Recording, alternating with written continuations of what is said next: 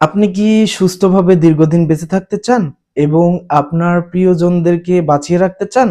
তাহলে আজকের ভিডিওটি আপনার জন্য। প্লিজ ভিডিওটি না টেনে পুরোটা দেখবেন এবং যদি ভালো লাগে তাহলে শেয়ার করবেন। তো আমি যে বিষয়টা নিয়ে কথা বলবো সেটা হলো অ্যান্টিবায়োটিক। তো একটি গবেষণাতে দেখা গেছে দক্ষিণ এশিয়া এবং আফ্রিকাতে এটার প্রবণতা অনেক বেশি, যেটা হলো অ্যান্টিবায়োটিকের রাইট ডোজ মেনটেন হচ্ছে না। যেমন আপনার অ্যান্টিবায়োটিকের যদি রাইট ডোজ মেনটেন না হয় তাহলে এটা থেকে অনেক ধরনের রোগের উপসর্গ হতে পারে এবং যেটার পরিণাম মৃত্যু।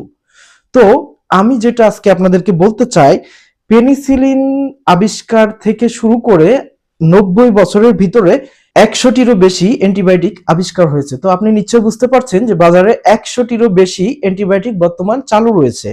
তো ব্যাকটেরিয়ার কারণে যে সমস্যা হয়ে থাকে তাকে আমরা